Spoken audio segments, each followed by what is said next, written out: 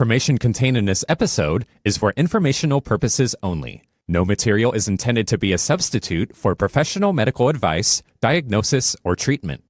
We need a revolution. There's only one solution. I need somebody to show me love. We need a revolution. Well, hello there, and welcome to episode 379 of Informed Life Radio on 11:50 a.m. KKNW. Nathan, I'm going to give an echo. Can you help with that? That's better.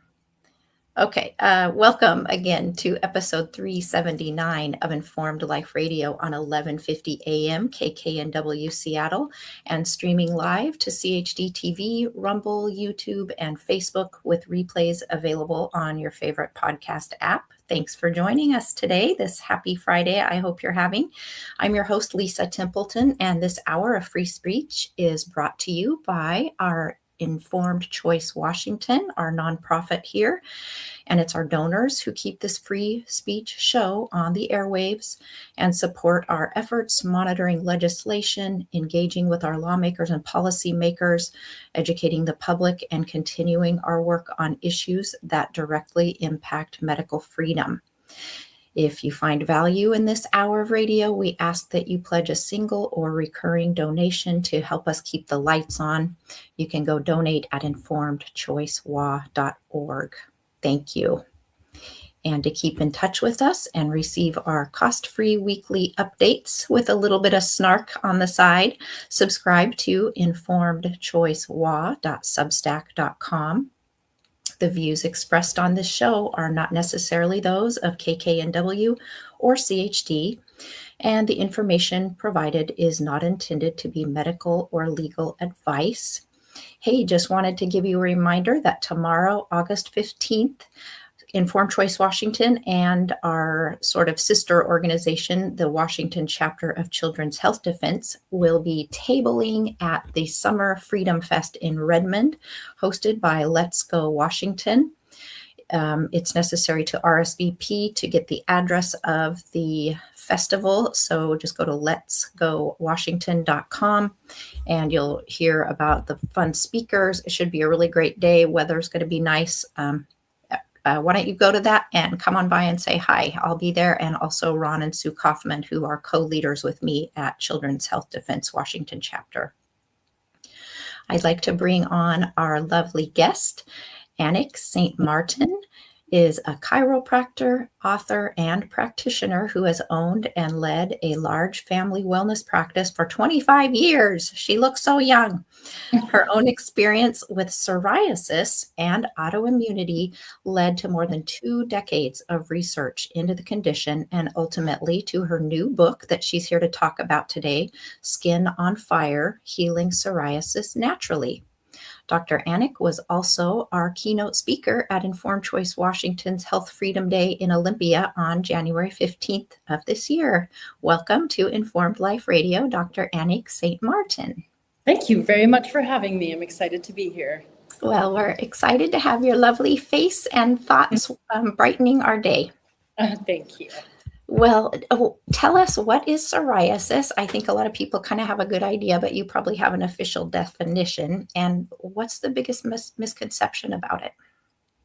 Well, psoriasis is an autoimmune condition which manifests itself in the skin. And so it appears and shows up as red, flaky patches, sometimes just, around the elbows or behind the knees, or maybe sometimes behind the ears, or more pervasive around the body. And the reason that it comes about, in terms of what happens in the skin, we can talk about what actually causes the autoimmune piece. But in a healthy skin, a skin cell divides every 21 days or so.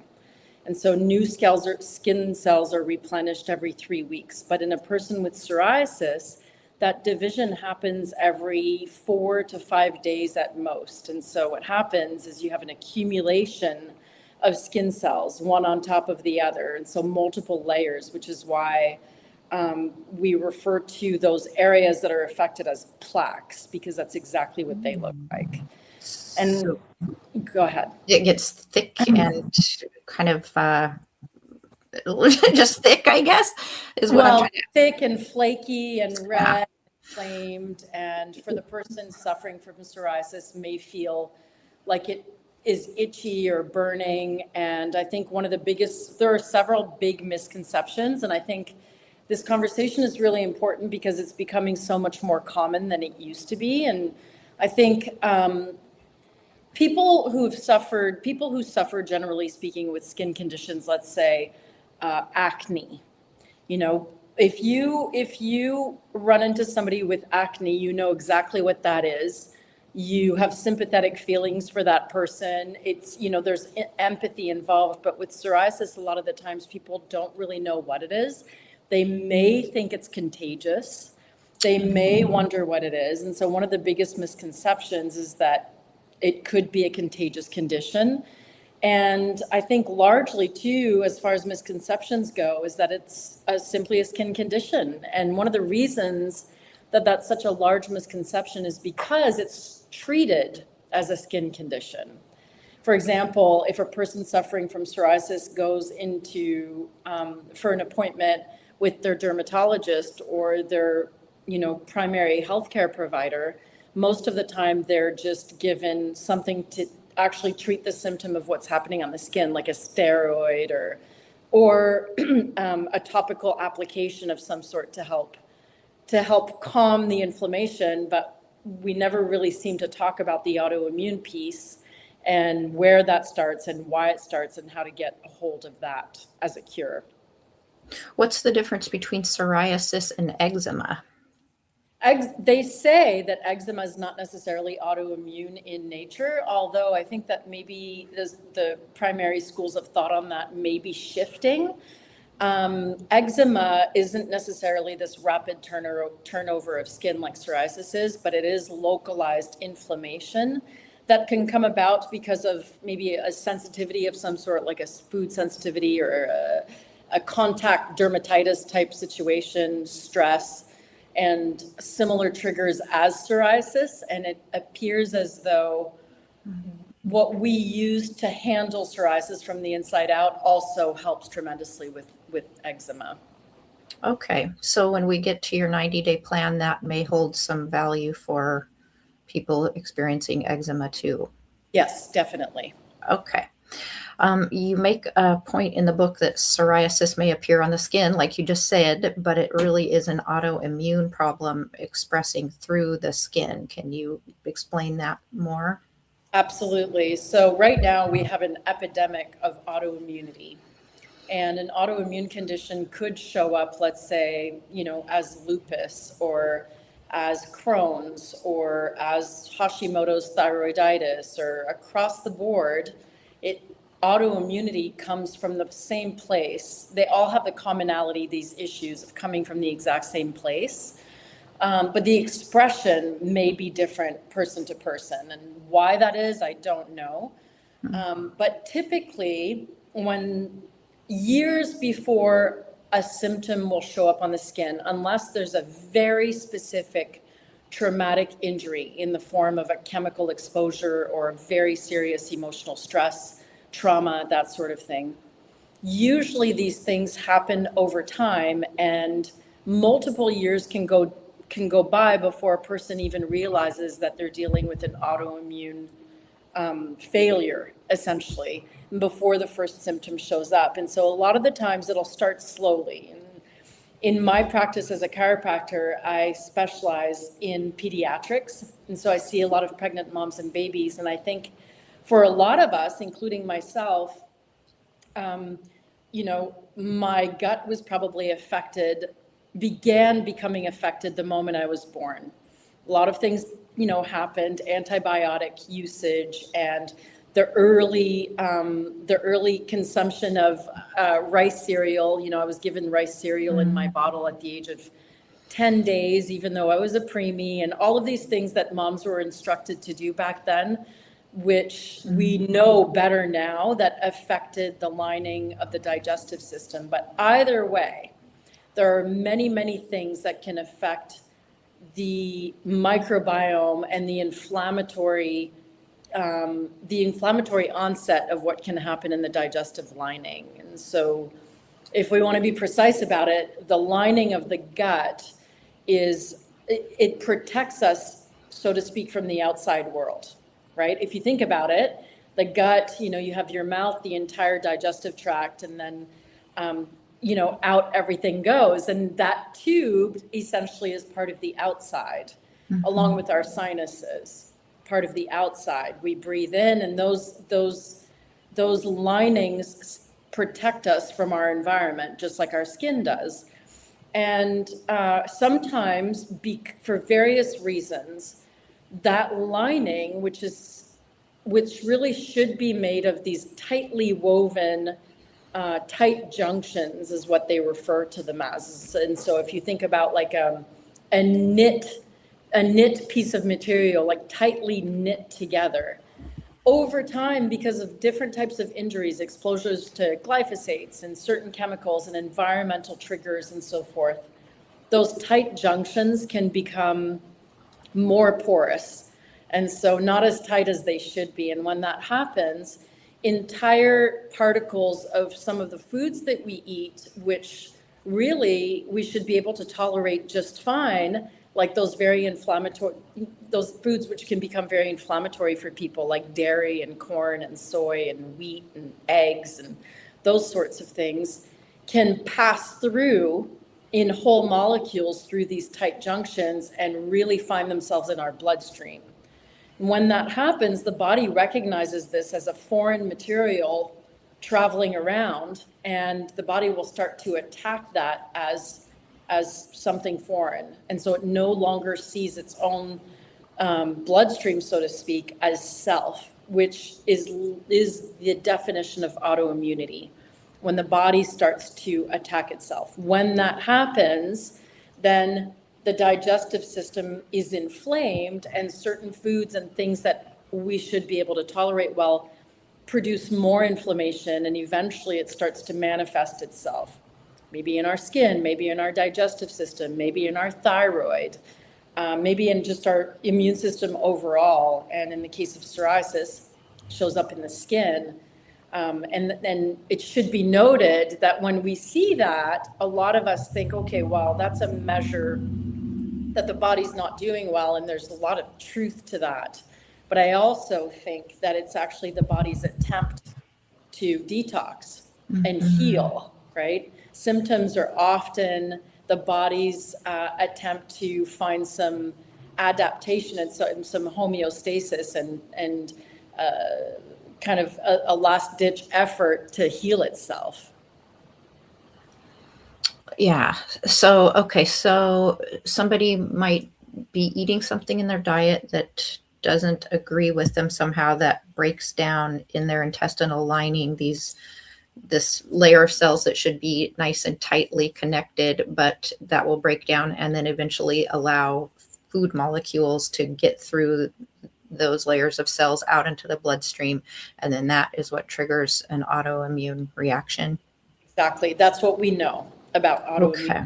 But there are several things that can trigger that inflammation in the digestive tract that creates those porous types to begin with. And so we know, for example, that glyphosates, right, in Bayer's product, the previous Monsanto product, Roundup, when we eat certain foods that have been sprayed with, these chemicals to prevent, as a pesticide, essentially, we know that causes digestive damage.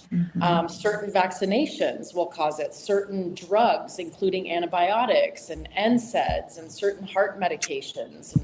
We know that emotional stress can cause it, and even physical traumas like serious whiplash injuries and concussions and those sorts of things. And so usually there's been a trigger or multiple cumulative small injuries that can create all of this inflammation or damage to the gut. And then we become reactive to some of those common foods. And then we basically have a self-perpetuating problem that we just have a hard time getting on top of. Okay, so it starts in the gut and the autoimmunity, that is. And in your book, you discuss 4 broad areas of the causes of autoimmunity. So I'm not sure how that connects or dovetails with the gut loss of So time. like what I was just talking about. So for example, chemical stress. Yes. Certain drugs, exposures to Okay. environmental toxins, emotional stress, Okay. right? And so we know that, for example, people who suffer from autoimmunity, including psoriasis, and with psoriasis, because you're wearing it on your skin for the world to see, you can see in real time what triggers it, because it becomes very clear to people, right? Certain foods, certain drugs, certain environmental toxins, anything taken in as a chemical toxin. Some people are sensitive, for example, to fragrances and things like that after a while. So chemical stress, emotional stress. So having a big emotional trauma or being emotionally stressed can cause exacerbations or even onsets with again, big traumas. And then physical stresses. And so injuries, car accidents, significant injuries, people who have had, injuries where maybe they fall off the roof of a house and have a lot of damage to their body have had these things as a trigger. And finally, the 4th thing now that we know can create some stress in terms of how the body heals and the immune system and everything else, we were just talking about this today, is electronic stress.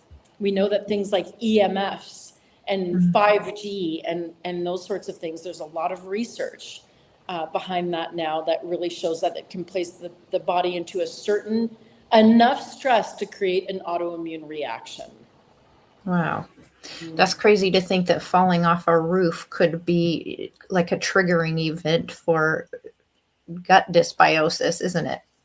Well, it is, but at the same time, if you think about the fact that the body doesn't necessarily differentiate between stresses, it just feels stress.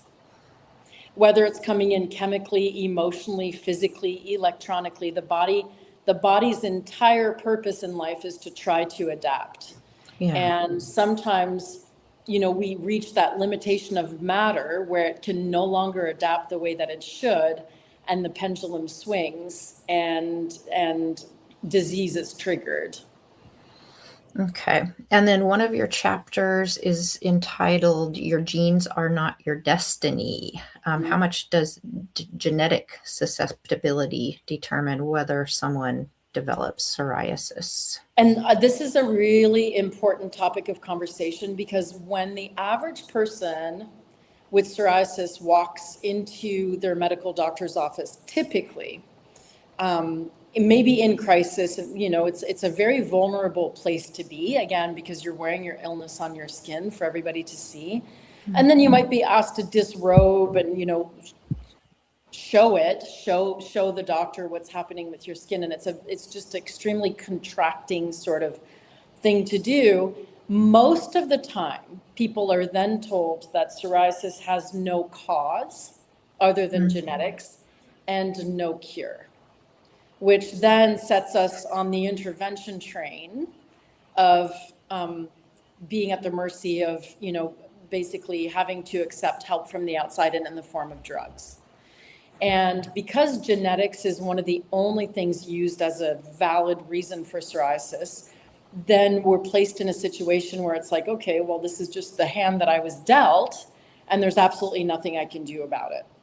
But what we know through the Human Genome Project, which took place between 1990 and 2003, which is where the scientists were trying to decode the entire human genome. And the purpose of that was that we thought that if we could decode the genome, we would get the answers to all the diseases and illnesses from which we're basically right now struggling with, particularly the chronic illnesses like heart disease and cancer and diabetes and all of those things. They thought, well, if we can decode it, then we can cure it. They thought that the Human Genome Project was going to last several decades, but after 13 years, they were surprised to find out that other than the expected 100,000 genes they expected to find in humans, they found that humans only have about 25,000 genes. We really don't have that many more genes, honestly, than a fruit fly. That, fruit fly might have 22,000 genes. And so because of that, and there's still work happening with the Human Genome Project, it's not completely finished, but it really sort of put a halt to this idea that, well, if we could just decode it, then we can cure everything. And in came the study or the science of epigenetics, which was because they needed more answers. And so the science of epigenetics basically taught us that we can inherit the gene for something. So a person may inherit a gene for autoimmunity or psoriasis, specific autoimmunity. But what we know is that unless the environment and the lifestyle choices create for the expression of that gene to manifest itself, a person may go through their entire lives unscathed by that.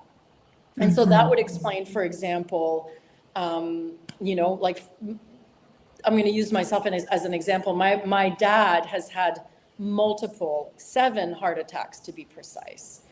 I am not, and I'm sure maybe I've inherited a gene for heart disease. I don't worry about it because I really try to make it so that my environment and my lifestyle won't put myself, where I won't put myself in a situation where I'll suddenly have a heart attack. We've, created an environment and a lifestyle with our kids where I'm not worried about them developing an autoimmune condition, right? And so the genetic component is valid, but not necessarily just destiny. Yeah. It's my understanding too that it can kind of become a self-fulfilling prophecy if people feel that they're doomed or, fate will have them have heart disease because their parent did. So I love this healthy approach that you're taking charge and not letting this, not accepting that as your fate or your children's or putting fear into them. Well, I think that, sorry, go ahead. Oh, go ahead. I was just going to say, it's something that I hear so much, even at work. People will say, well, my grandmother and my grandfather and my parents, they all had diabetes. And so, I'm pretty much going to eventually have diabetes. It's a much more empowering position to take a look and see, first of all, that we have the power to take some accountability over our lifestyles and our environment, but also to trust that in the right environment, the body eventually should be able to default toward healing. Good. Yes, we have agency. And yeah, I love, isn't that part of chiropractic's approach is the body moves towards healing? Always. Yeah. Yes, it's the theory basically is that the body doesn't necessarily need any help. It just needs no interference. And if we can remove those things which interfere with healing, then the body knows exactly what to do, which is why if you cut your finger, whether you put a Band-Aid on it or not, that cut's eventually going to heal all on its own. And it's like that with every process in the body. Great. Yeah. Yeah, nothing heals your body but itself. Exactly. Okay, maybe tell us a little bit of your story of, what led up to this book. And we kind of got to the point at which a patient is told, well, nothing causes it, nothing can cure it. And so here's some drugs. So maybe you can also tell us what drugs you were prescribed. Yes. So my personal story was that I began noticing small little patches of inflamed skin plaques, so to speak, on my elbows when I was about 12, which is really common around that prepubescent age when hormones start to change and the body may be under certain stresses. But I had also had, again, very specific I think stress on my gut. And about a year before I started noticing those plaques, I had been in a very traumatic ATV accident where I almost died. It was very, very traumatic. And I started noticing these plaques age 12. And of course, you know, my mom was doing her best. And so she took me to our primary care physician, who gave me some topical steroids, which I started applying, and they worked really well, because they always do in the beginning, especially when your condition is mild. And so I just sort of, you know, would refill the prescription and use it. And over time found myself having to use more and more, not that much more, but definitely need. And that's how the body works too. There's a certain tolerance level that develops where you just have to use more steroids, because steroids can also exacerbate the problem while also fixing it. It's very interesting. So I went on like that for about, close to 10 years. And I grew up in Canada and did my undergraduate studies in Ottawa, Ontario. And then in order to go to grad school, I was going to grad school in New York, and to matriculate in the United States, I needed a student visa. Mm-hmm. And I don't even know if it was New York State specific or if this was just a rule in the United States in general. We just didn't know anything. In order to go to graduate school in New York, I needed to be able to show proof of vaccination. And when I was about 7 or 8 years old, maybe 6 or 7 years old, my parents had suffered an entire house fire. Back then, our vaccine records were kept on a card. I don't know if you remember that, but they weren't digital, obviously. They were on a card that you'd keep in a filing cabinet, and my card burnt. And so I didn't have any proof of vaccination. And so right before beginning graduate school, I had a physical, and I was vaccinated in one sitting for everything that was mandated at the time. Oh, gosh. And within about a month, I would say my psoriasis got about 25 to 30% worse, like very, very rapidly. And I didn't really put two and two together. I was in a different environment. I was now living in New York State. I was in grad school. I wasn't eating that well. I didn't really know at the time what was causing it. And then about 4 years later, just as we were graduating chiropractic school, my husband, who's American, and I were getting married. And in order to get my green card, when you get a green card, you have to go through an interview process with both parties, the couple, to make sure that you're legitimately in love and it's not that it's legitimate, but also they do a physical. And once again, without any informed consent whatsoever, I was vaccinated again for everything that was mandated at the time. Oh my gosh. And I'd love to say that we knew better, but we just didn't know. I know, yeah. Which is how so many people are. It gives me so much empathy for parents or for people in my situation. I mean, by then I was in my mid-20s and I had just gone through, chiropractic school. I definitely should have known, but we didn't. And it was happening so fast. And we sort of looked at each other, knowing that something wasn't quite right. And before we knew it, it was over. And then within about 2 weeks, I was covered. Oh, Pretty no. much my entire body, my face, my torso, my back, my legs, my arms, my scalp, you name it. And I then spent the next, 10 years, I would say, really diving in. And that's when I very much found out. I just did all the research and realized that everywhere I had been, during that period of time, because I was so desperate, I had been to some, the best dermatologists in the country who could only prescribe me something called methotrexate, which is pretty common with autoimmunity and psoriasis in general. It's common with Crohn's disease as well, which is a chemotherapy drug.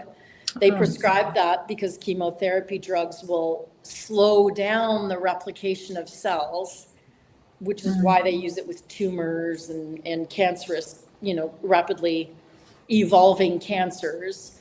And then methotrexate just made my condition worse because it was a chemical stress that was adding to my problem. And so I just the entire time I just felt like I literally had skin on fire, which is why I chose that name for the book. And, started to really dive into nutrition and supplementation, and was doing everything I could possibly do. I became, vegetarian, and then I became vegan, and then I was finding out more and more about what creates inflammation. And just to set the record straight, I eat a lot of meat now. But back then, this was in the late 90s and the early 2000s. We didn't really, that's just the information we had available to us. And I was finding I had sort of a box that I would place myself in with these parameters of what I knew was healthy. But I wasn't seeing any results whatsoever because I was so incredibly stressed out. I was living in a world where if I veered from what I was doing, I would be in my own head thinking, what am I going to look like tomorrow? I just cheated, so to speak, I just had a piece of whatever, pizza. What is it going to be like tomorrow? Is it worse? Is it worse now? Now is it worse? Is it worse now? Is it going to be worse tomorrow? And it quite rapidly evolved, and I didn't realize it at the time, into this very obsessive way of living. And the only reason I share this is because there are people who will absolutely relate to what I'm saying, and it's a lot more people than you and I would ever imagine. And it applies to all sorts of autoimmune issues where people are on a healing journey, or they've created a project around their healing, and the box that they've placed themselves in just keeps getting smaller and smaller and smaller until they feel like people can't relate and all of these things. So then I got to the point years and later where I was living really restrictively, and I was doing all the right things, but I was seeing no change. Even though I think my body was handling all of these things. One night in one sitting, read the book, The Secret by Rhonda Byrnes, Byrnes. And no offense at all, because the book changed my life. It's not a superbly written book. You wouldn't read it for the literature of it. But it basically talked about Joe Dispenza's work and Bruce Lipton's work and that sort of thing about the mind piece as it relates to how we heal. And this concept of, what if you saw yourself as having everything you wanted or needed, in my case, with your healing, let's say, and brought some gratitude into your heart and just sort of like reinvented, and literally, what if you faked it until you became it? And this was right around the time where I was going back east for a family wedding with my boys, and I had about 5 days preparing for this family wedding on my parents' property, which was on this gorgeous river. And I basically shared with my parents that I was going to just partake in 4 to 5 days in this project where I would just walk for hours every day, and I would just sort of try to visualize myself as not just healing, but healed. And in fact, I would visualize myself as never having had an issue in the first place. And if they thought I was crazy, they didn't say it, thankfully. They just sort of like, they knew what I was going through. And so that's exactly what I did. I just sort of paid attention to the heart and the mind piece, which is a piece that I was doing all of these physical things, but I wasn't necessarily, paying attention to maybe the most important part, honestly. And I did this for about 4 to 5 days. And, as my entire family would be my witness, on day 5, I had no psoriasis left on my skin at all. And I think, it was, it was at the time, it felt like a miracle. But I think if I hadn't had all of those other things in place, maybe that wouldn't have been possible, but for me, it was very much the missing link. Amazing. So then for years, I haven't had an issue since, and that was 20 years ago. For years then, I, in my mind, couldn't even talk about psoriasis because for me, it no longer existed. It wasn't a part of my life. It's not anything that had ever existed. I had reinvented myself. And then during COVID, when people were suddenly triggered, there were a lot of psoriasis triggers during COVID, which I was seeing a lot in my practice. And I felt so heartbroken for people. I realized that I was good, I was safe, I knew what to do, I'm going to be fine for the rest of my life.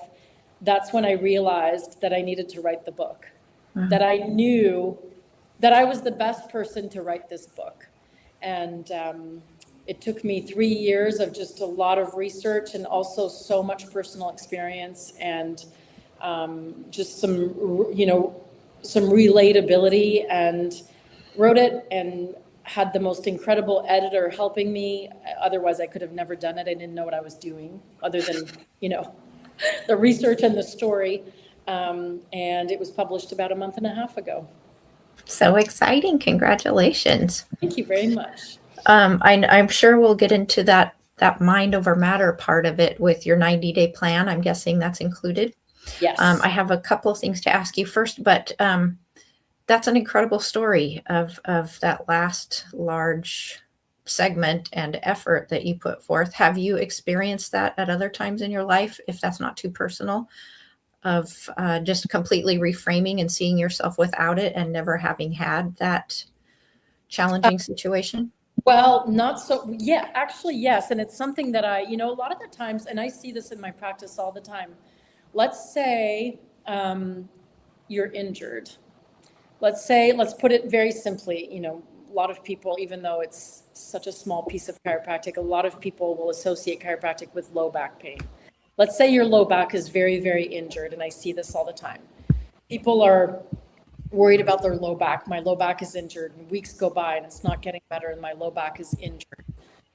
A lot of the times, if we take the proper measures, and let's say we do an MRI and we do the proper imaging, some x-rays, and we do all of the orthopedic testing, and the person can see on paper that there's no pathology happening, right? There's no tumor in the spinal cord. There's no fractured vertebrae. Now they can stop worrying about that piece that maybe they were worried about all along. And within a matter of days, they get better. Wow. And then when I was writing the book, I was really compelled to do some research on this, the manifestation piece, because I knew that, just the story, if somebody had told me this story when I was really suffering, I probably would have rolled my eyes and turned this show off, honestly, because it just wasn't where my mind was. It would have felt woo-woo, and I just, So when I was writing the book, I really wanted to have because I know that there's a lot of research behind this, and there is. The research shows that every time we perpetuate a thought, okay, let's say the thought is, for somebody like myself when I had psoriasis, let's say the thought is, I'm ugly, okay? And I say this, and I'm saying this to myself multiple times a day, multiple times a day. The research shows that for people stuck in a loop, it could be every few seconds, okay? Every time that happens, the synaptic connections between the neurons in the brain become stronger. So we basically reiterate the bond, and we reiterate the bond, and the bond becomes stronger. And we know this based on microscopy. Like, we can see this in real time. They've done studies on this. The moment a new thought is introduced, whether we believe the thought or not. So if I'm stuck in this loop of, I'm sick, I'm ugly, whatever it is, and I flip that thought to the exact opposite. I'm beautiful, I'm healthy, I'm vibrant. The moment that new thought is introduced, those synaptic connections begin to weaken and new ones begin to form in real time. And the more we perpetuate this thought of I'm beautiful, I'm healthy, I'm all of these things, the stronger those synaptic connections become. And they've demonstrated this in several places, but the University of Calgary in Canada was one of the first ones to do it under a highly magnified microscope that actually shows the neurons doing this in real time. And so whether we believe something or not, when we say it, particularly out loud, our physiology, our neurology is listening. And so we know this to be true. We also know that the placebo effect works. Otherwise, we wouldn't have placebo-based trials, right?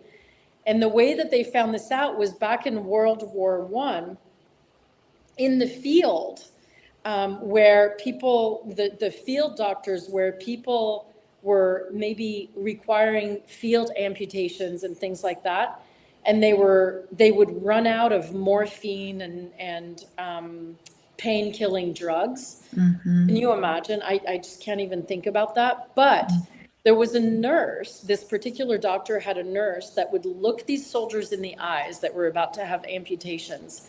And she would tell them, in a moment, you're going to feel no pain. And she would inject them with saline. I'm about to inject you with morphine. Meanwhile, she was injecting them with saline, and they would perform these amputations pain-free. And the doctor used this method thousands of times. And when he came back to his studies, I think he was from Cambridge, I can't remember. When he came back to his studies, really started studying the placebo effect, and he's the founder of that.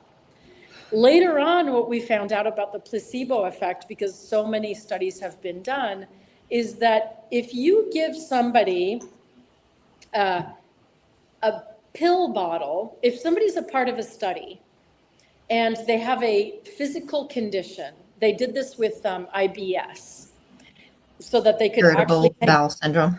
Irritable bowel syndrome. They could take a look at the actual inflammation in the bowel, and they could take a look, very specific symptom, reporting. And so they would give people in these studies a bottle that said placebo pills. Like, these are just placebo pills. Here you go. Take these for 3 weeks. I believe it was 21 days. At the end of 21 days, 80% of the people who took the placebo pills were better.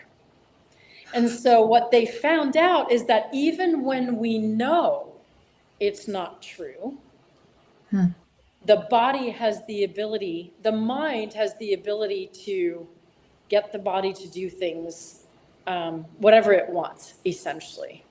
And so this mind over matter piece is not just ethereal, it's actually documented. And now through the Heart Health Institute and all sorts of different programs, we literally know that if we can think about these things from our heart, our physiology will change on the spot.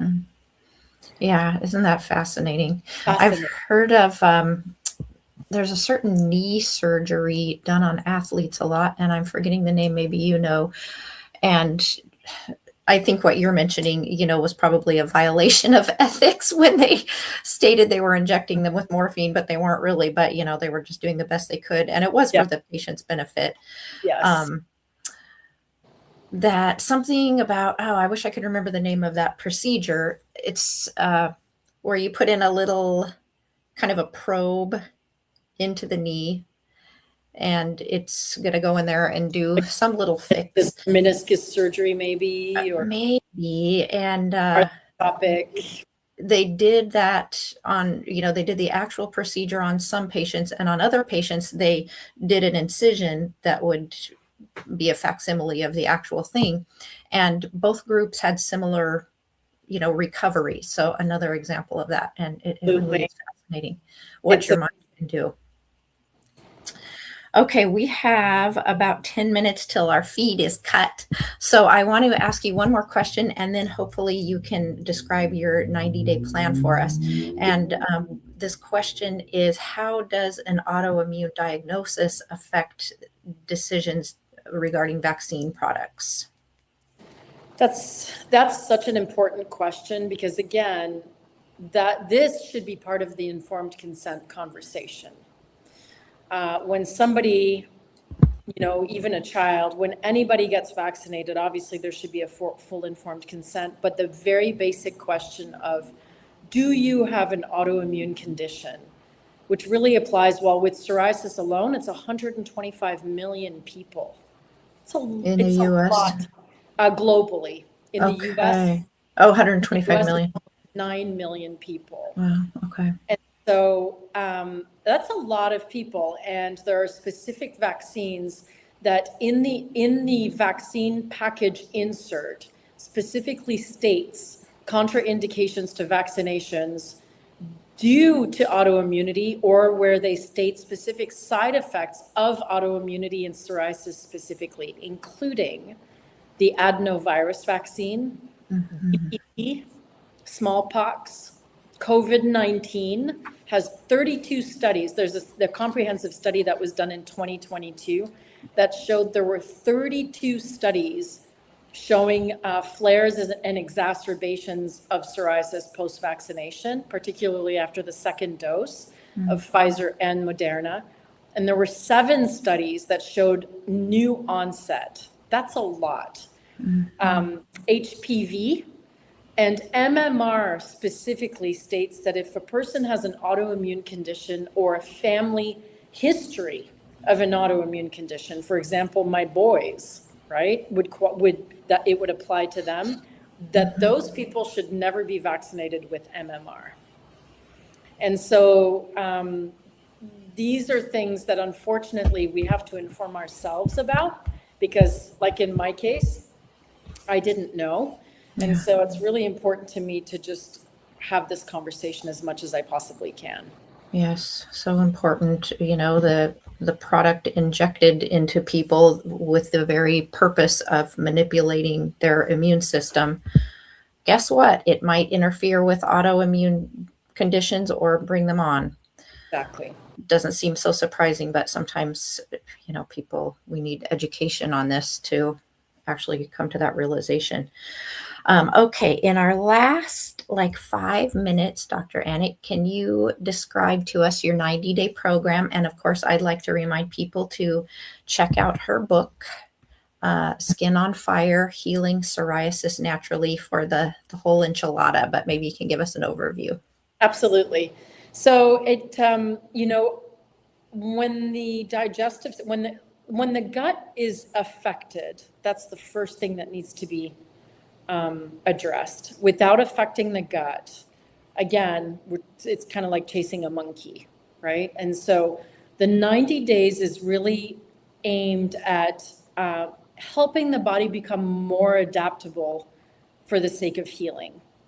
And so for those first 90 days, I'm a very big proponent of the autoimmune diet protocol, which is quite strict and can feel difficult, but I remind people that it's only for 12 weeks, which is where we eliminate dairy, most grain, doesn't necessarily have to be all grain, but most grain, legumes, eggs, sugar, and corn. Which seems like a lot, but again, only for 90 days. So that becomes just a lot of meat and vegetables. Okay. Which is extremely doable, but it's again because a lot of the times it's those eggs and corn and dairy that have now become inflammatory to the gut. And so we give the gut a break. And during those 90 days, we bring in very specific gut healing supplements. Okay. Including a high dose omega-3 fatty acid, like a flaxseed oil or a safe, clean fish oil. We bring in a high quality probiotic and a really mild digestive enzyme. And we bring in a GI repair supplement, which is extremely important. And so there are GI repair supplements made of things like slippery elm bark and marshmallow root and diglycerated licorice, along with L-glutamine, that really help repair the gut. That supplement we actually stay on for 6 months, and I lay it out very specifically in the book with specific resources of which types of supplements. The simplest way to do this, along with very specific sleep protocols. If a person is sleep deprived, no matter how much they try to heal elsewhere, again, it's like chasing a monkey. And so making sure that that person is getting 7 to 10 hours of sleep per night, eliminating screens in the bedroom so that proper rest, actual proper healing during the rest cycles can happen. And then the mind piece, the heart opening pieces and very specific affirmations, and so forth. And so 90 days for a reset, and then continuing with certain supplements and daily habits, which aren't overwhelming once they become, habitual, will make all the difference. That being said, it takes time to heal. Healing comes down to consistency and time. But eventually people do heal. The system doesn't fail. Does this apply to children too? It does apply to children. And I'm so glad. I was just telling my son Marco today that I think I might eventually write a second book on children, because the AIP diet and some of these things are very restrictive for children. There are certain things in the protocol that I may not do so restrictively, but the supplement protocol is 100% valid. And with a child, honestly, I would probably also do a food sensitivity test and only remove those foods that the child tests positive as being sensitive for those 90 days. Okay, very good. What was I going to ask you? To give us one example of an affirmation. Do you suggest affirmations, or you help people establish their own? It does need to feel like it comes from your heart. Okay. But an example of an affirmation would be something like waking up in the morning and right away saying to yourself, being grateful, visualizing your day the way you want it to go as though it's already over. And then maybe say, like, every day in every way, I'm getting better and better. Okay. Yeah. Very good. Well, tell people where they can find you. I can be found at anikstmartin.com. My book, Skin on Fire, Healing Psoriasis Naturally, can be found on Amazon and on Barnes & Noble, and through your local bookstore, which I'm a big advocate of, through special order. And I also have a great chiropractic website, which is myadvantagechiro.com. Beautiful. And we'll have all those in the show notes. Thank you so much for your time, Dr. Anik. If you'll stay on after the PSAs, then I can say a personal goodbye to you. Sure. Thank you very much for having me. Oh, it was our honor and pleasure. And just to be affiliated with you at all. Again, you're just such a breath of fresh air, and we're really honored to have your time and expertise to share with our audience. Thank you. Thank you also for everything you do. Well, it's our, again, pleasure and privilege to be able to do it. Ladies and gentlemen, join us next week for Maura McDonnell of Millions Against Medical Mandates to discuss her new organization, Children's Health Solutions. And I'd like to recognize our professional producer, Nathan at the station, for all his technical expertise and assistance. And thank you, ladies and gentlemen, for spending your time with us today on Informed Life Radio on 1150 AM, KKNW, and CHD TV. This is your host, Lisa Templeton, signing off for the week. Here's to embracing your informed life. Take care, everybody.